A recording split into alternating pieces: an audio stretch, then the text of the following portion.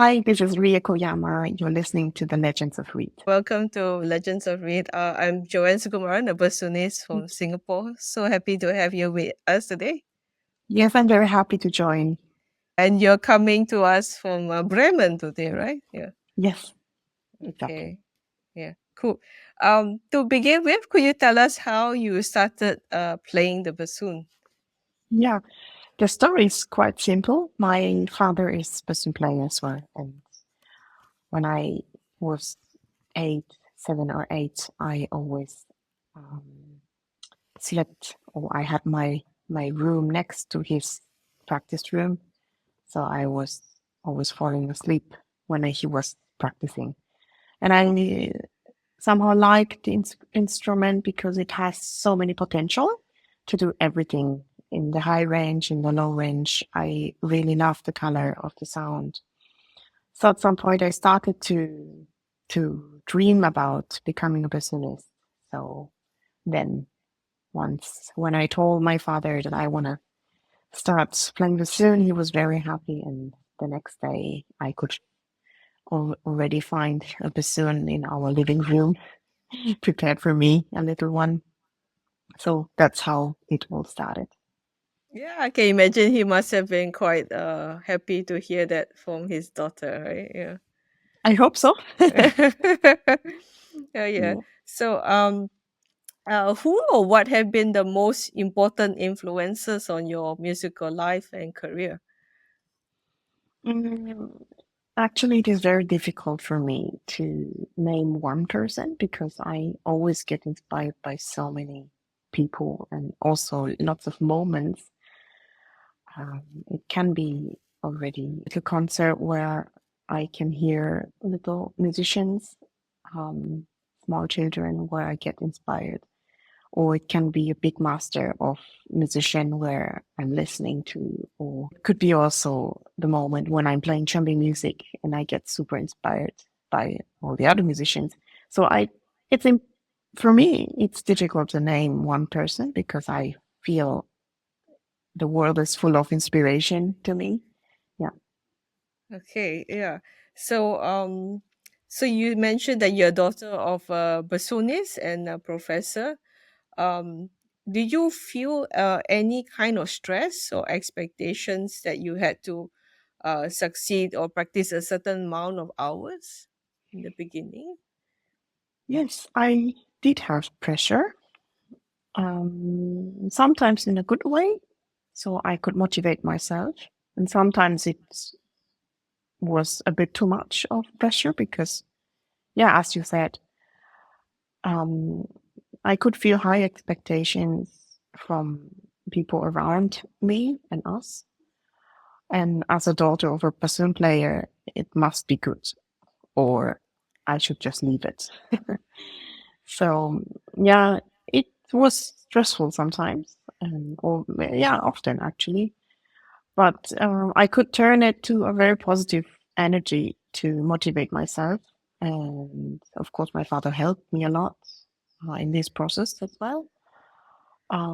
Yeah, it was a mixture. In the end, everything was very helpful to succeed. And yeah, don't want to complain about all the pressures I had, Yeah. but it was quite a rough time.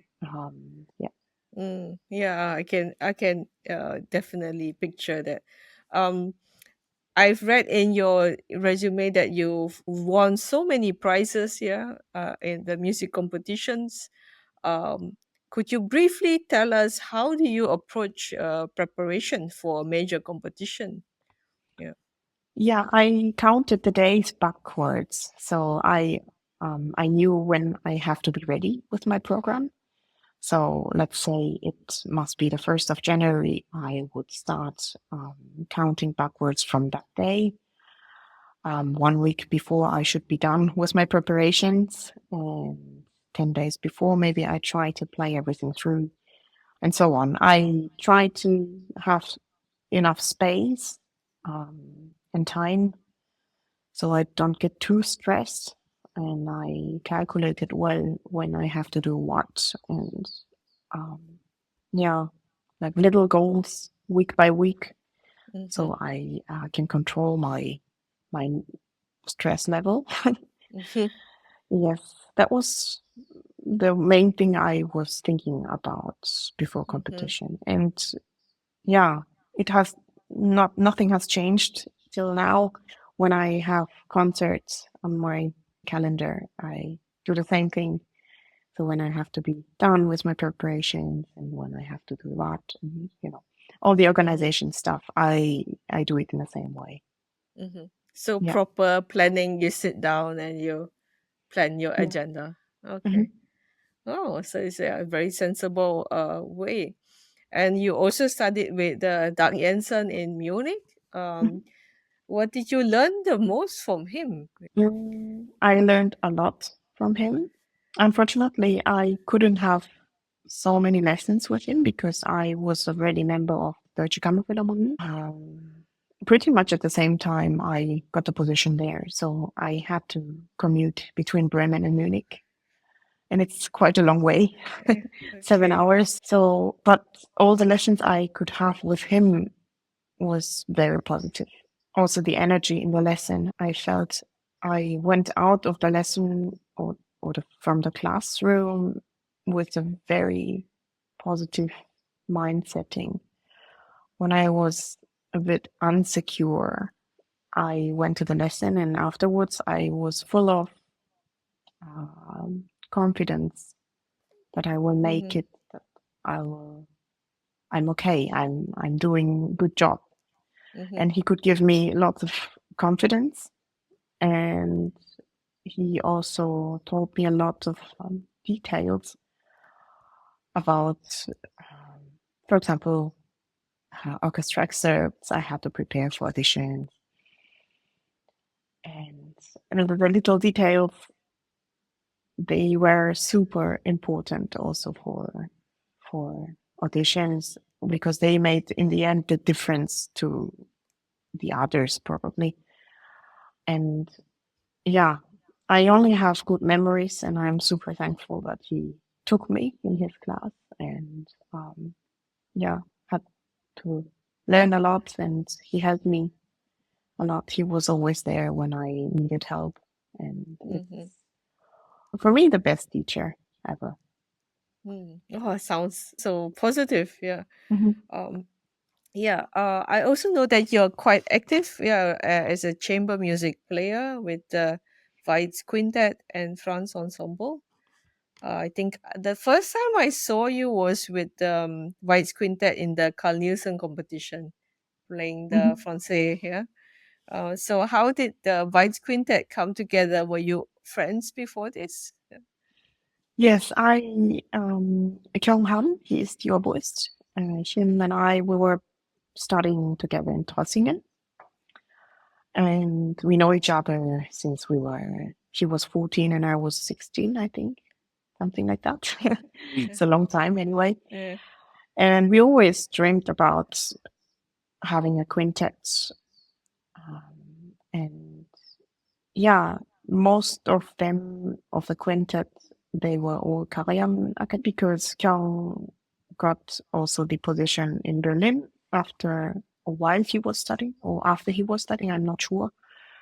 But yeah, we kind of looked up who could be our colleagues in the quintet, Mm-hmm. and I'm super happy that I met all of them and that we are playing all together. Woodwind quintet is like a basic of playing orchestra to learn which instruments react how in which situation. Like it is every second is yeah very valuable. You say Mm-hmm. yeah yeah, and Mm-hmm. I enjoy every time when I play with them. Yeah, it's how do you say, it's palpable. I can feel the, even through the recording, I can feel the dynamic energy, and it's a very good synergy between all of you. And I thought Yeah, to I myself, think you have to be we friends. all Yeah.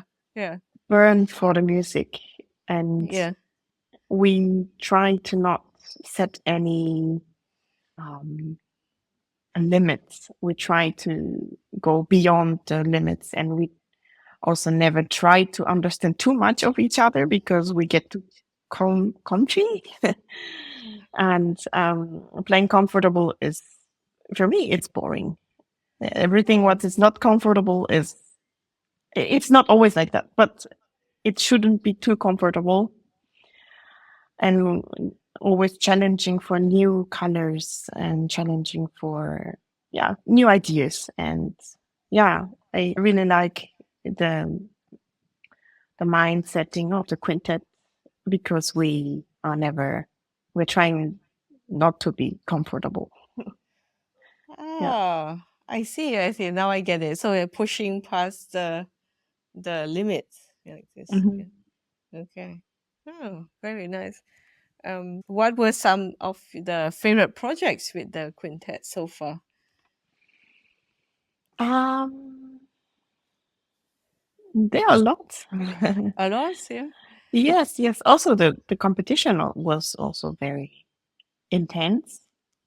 We rehearsed almost every day, and I even went to Berlin for 1 year just because of the quintet, because we wanted to prepare well and just learn playing Mm, quintet. And it was very intense time, but we could, yeah, spend so much time together, work on fantastic pieces like Schönberg Quintet.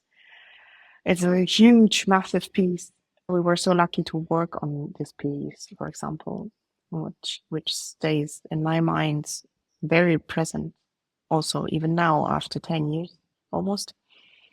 And yeah, competition was very exciting thing, and all the other concerts we played were also in many ways. I felt very lucky to be in the quintet. Yeah, we are also going to play in Korea next year in the summer, and yeah, looking so much forward to see all of them again, because we live quite far away, and I'm looking so much forward to play with them. mm. Yeah, that's exciting. Yeah, I also saw that you play with the Franz ensemble. Mhm. And could you tell us a little bit about this ensemble? It's quite special, right? The name Franz. Yeah, we took Franz from Franz Schubert, and we are ensemble, and the ensemble with a mixed players of strings and winds, and we also Mhm, have a pianist. And there's only one single piece which is written exactly for our constellation, which is violin, viola, cello, double bass, French horn, bassoon, and clarinet and piano. And there's the only piece. It's from Ferdinand Ries octet. mhm, This is the only piece existing, and other pieces are like Beethoven septets, the main thing mhm, what we play very often. mhm, Yeah, we found each other actually from Bremen in my former orchestra in Bremer mhm, Kammerphilharmonie, Deutsche Kammerphilharmonie Bremen. And many of them were colleagues, but actually we also have um, great players from outside, like Pascal Deuber and also Kiveli Durkin, who's the pianist. mhm. And yeah, feeling super great playing with all of them. I just had a project last week. Uh-huh. Yes, and the spirit is very similar to my quintet. Um, yeah, string players has different ideas than the wind players, and all of these fresh ideas are, yeah, inspiring the music. And each time when we play this same piece, it always sounds completely different. That's what I also like of the ensemble. And yeah, we are so humble and uh, open for any ideas and try every single, yeah, sometimes a bit crazy ideas, but we are open to try so we can achieve the own version of, let's say, Beethoven, for example. Mm-hmm. And it's lots of fun. Of course, it's also lots of work, but yeah, the fun fact is much bigger. Mm-hmm. Okay. I read that the ensemble won the Opus Classic Award, Hmm. yeah, for the Ferdinand Ries chamber music CD, right? Yeah, and Yeah. that's such a big achievement. It seems quite like a young ensemble, right? Yes. We are Mm. all from the same generation, I would say. Yeah. Yeah. I meant like that you were not too long together, right? As a group. Ah, yes. Yes. Oh, I can't remember. I think we started in 2018 or 2017. I'm not sure, but around that Okay. time we Okay. started. Yeah. I think yeah, then the to get this award is a big achievement. Yeah, we Yeah. felt very lucky to get this huge prize. Yeah. And yeah, it was a big motivation also Mm-hmm. to go further with our Mm-hmm. projects. And after Ferdinand Ries CD, we also had made another CD with Franz Berwald, pieces of Franz Berwald, and now we have projects um, with music of Helena Winkelmann, who is a Swiss composer and violinist. And yeah, next year we also have very exciting project coming up, and yeah, I'm super excited. Oh, very nice. You're also the principal bassoon player at the Bamberg Symphony Orchestra. Mhm. Um, what do you enjoy the most working with them? I think you joined them not too long ago, right? Yes, I started in the COVID year. It was 2020 in Yeah, November, yeah. and um, it was very interesting. When I entered the hall for my audition, I already felt this orchestra has such a warm personality. Each of them sitting in the hall. I even didn't talk. Oh, I don't know if I said hi to them, but I could feel the atmosphere was super nice. And I remember it was one of my best auditions I've done in my life. And because probably I felt so well standing on Oh, stage and felt kind of a support, maybe, but also the projection of the warmth um, I could feel on stage was very clear. And after the audition, many colleagues were standing outside of my room and waiting and congratulate. And it was one of the best moments I experienced in my life. And yeah, since then, even in my probation, I felt always secure. Not because I was so sure about my probation, but I felt so well, and I never doubted that it could be wrong or it could be, yeah. So I always feel when I go on stage and find my seat, this is the place I have to be. And mm-hmm. playing with them is always, yeah, it's always fulfilling. And I really like working with our chief conductor, Jakob Ruscha. He is very special to me. And we also play lots of music from his country, which inspires me also a lot. Mm. But also all the guest conductors we can have, they are also fantastic musicians. And yeah, yeah, I'm super happy being there. Mm. Okay, wonderful. It sounds such a positive experience from even from the start, right? From the Hmm. audition day. Yeah, yeah. What do you call a Bamberg sound? What? How would you describe a Bamberg sound? Yeah, I think it's better to ask the strings because I feel that sound of Bamberg Symphony is created mostly by the string section, I would say. Not only, but yeah, I feel it.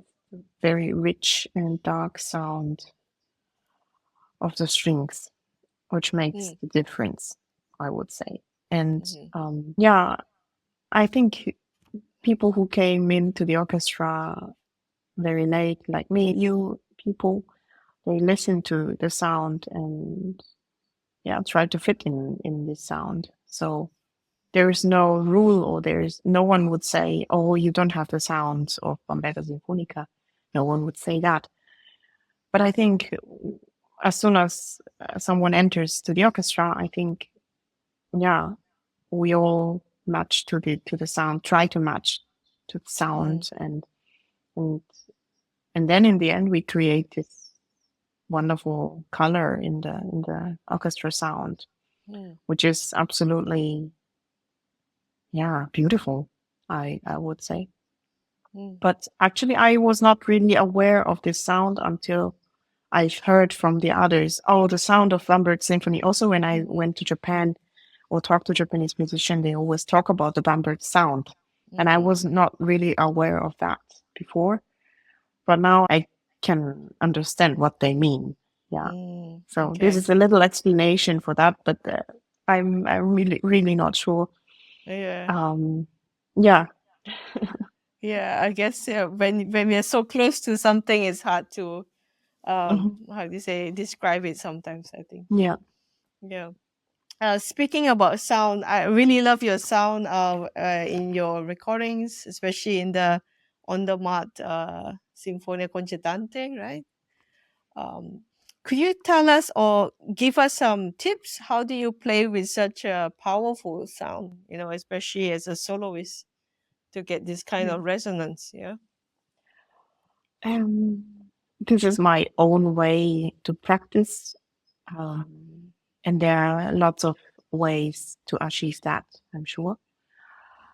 Um, I love basic practice, like holding long notes and practicing scales. And these are my favorite practice time.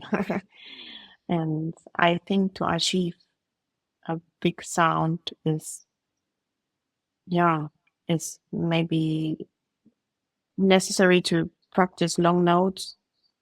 Mm, It sounds very boring. I would love to say something very, yeah, interesting, but I think the basic will make the difference. And I think once a day, play a real forte in all register, and once a day, play piano in all register, and once mm, a day, you try to make huge crescendo. Once a day, you try to make a diminuendo.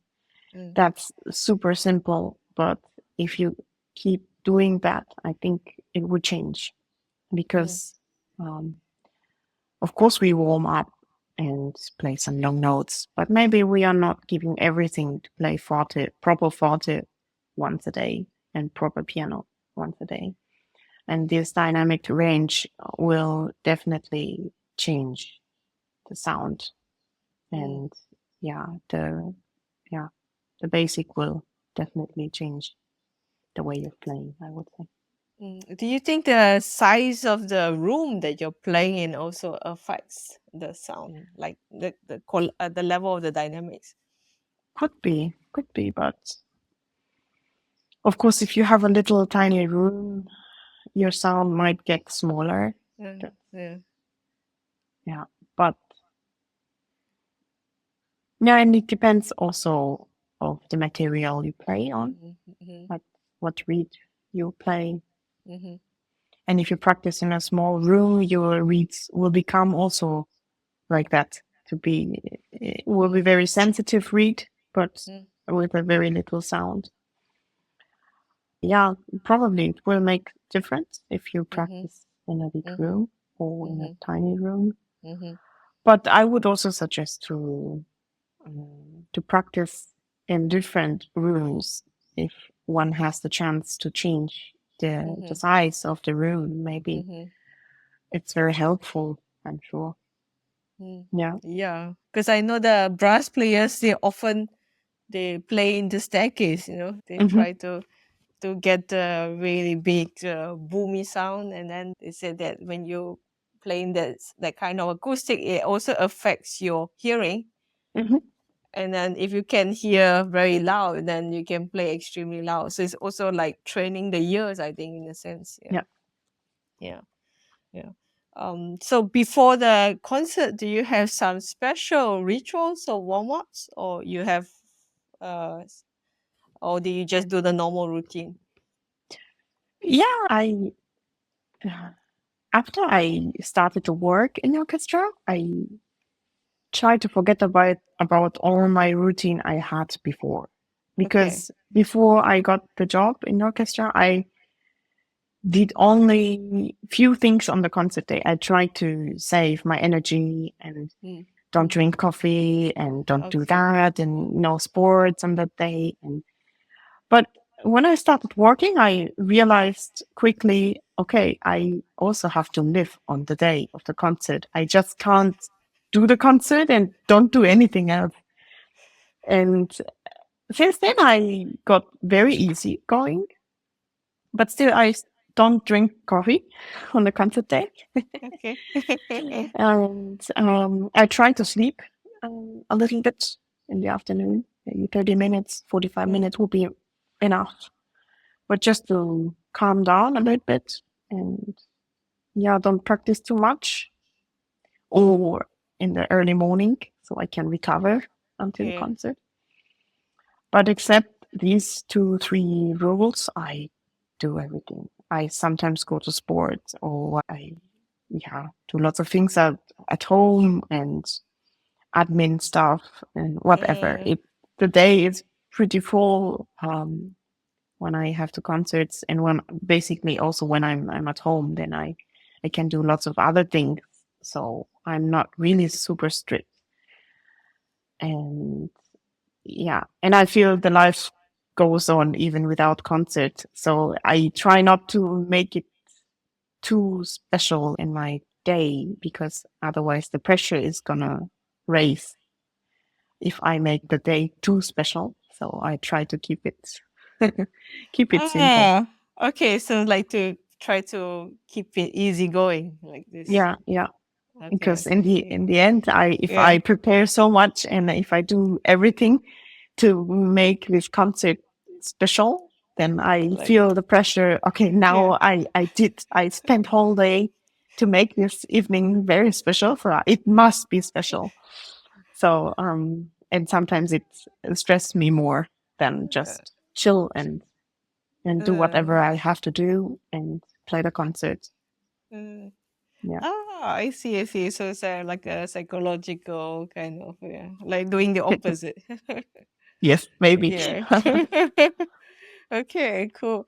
Just for fun, here's a fun question. If you weren't a musician, what would be another profession you would do? Mhm. Yeah. Since my parents are both Japanese, I traveled a lot between Germany and Japan to see my grandparents. And I loved flying when I was a child because that was the time where I could play games and my parents, they, they were not complaining. And it was a time where I could do anything, sleep or playing games or, it was pretty nice time on the airplane. And then um, all the stewardess were super nice to me, and they brought me some little gifts or like biscuits and sweet stuff, and also some little games, and they were always very very kind to me. And then I started to dream about becoming a stewardess one day. That was a very big dream, actually.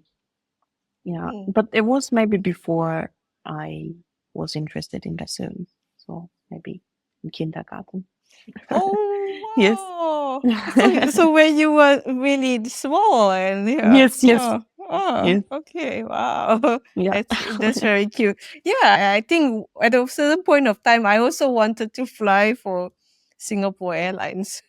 Really? But I only passed the first round, I think. I was, yeah, I think didn't make the cut.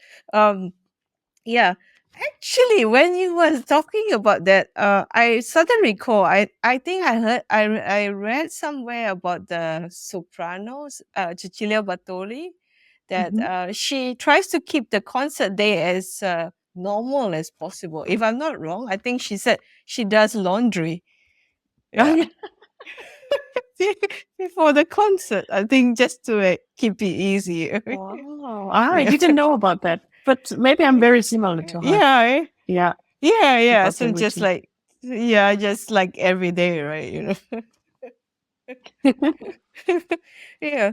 So do you do other things like off stage that inspire you? Like you mentioned a little bit about sports and all this, right? Yeah. Yeah. Um, I like to go to cinema, watch some movies, listen to some concerts, listen to recordings while I'm doing sport, walk through the cities are also very inspiring to get to know about different people from different countries. Yeah, normal tour life, but lots of inspiration. Yeah. But Mm-hmm. there's nothing I do specifically for music. I think I try to live a very normal life and find in yeah many moments and situations where I think, oh, this could be helpful for music. Okay. Yeah. Yeah. Okay. So you mentioned before the recording that you had some upcoming projects for 2025. Yeah. Well, could you share some of the coming projects with us? Yeah. Yes, I'm super looking forward to the Asia tour with Bamberg Symphony. We are going to Japan, Korea, and Taiwan in May or June. I think June. Yes, May and June. Uh-huh. Yeah. Uh, So after the pandemic, I haven't been to Japan for many, many years until last fall. I was there. And yeah, looking forward to play with my orchestra in Japan. With yeah, and and of course in Korea and Taiwan. Super super excited. And then in summer we'll play as a quintet some concerts in South Korea. The program is not out yet, but I'm sure we will play some. mhm. Yeah, nice. Maybe also new pieces, hopefully. And yeah, and what else? I also have projects with Franz Ensemble. Uh-huh. Actually, in May, April and May, we have new program coming out. I, I'm not sure if I'm allowed to say what exactly, but it's something very new. The piece is very Mm. well known, but yeah, the version what we will play is uh, very new, made for us, and will be very exciting. And what else? Yeah, and of course, I'm looking forward to Chamber Orchestra of Europe, where I'm also a member. Mm. Um, I really enjoy the time with them being on tour. Every single project is a tour, Uh-huh. and spending time with musicians is really special time to me. And also working with yeah to have to have the possibility to work with big names like Simon Rattle, for Mhm. example, and Yannick Nazetsika, and yeah, these kind of big names. It's not just names; it's just it is really special opportunity for me. New challenges I can have in my life, and I'm super grateful for that. Yeah, I Yeah, imagine there is such a how you say high caliber with such exciting soloists, right? I think Yu Jiawang was touring with the COE, right? I think for some I point think here. so. I Yeah. was not on tour Yeah. with when she Yeah. was there. But Okay, so we come to the last question here. Mhm. So it's your turn now. If you could leave a question for the next guest, what would you ask? I would like to ask which bassoon concerto is the favorite one? Uh-huh. Any? Okay. Okay. Perfect. Okay. Thanks I a hope lot it's for not. I hope it's not too normal question. I mean, it's also quite revealing, I think, what they will say. I think, yeah. Yeah. Okay. Thanks so Okay. much for your time and input. Yeah. Thank you too. Thank you Okay. so much.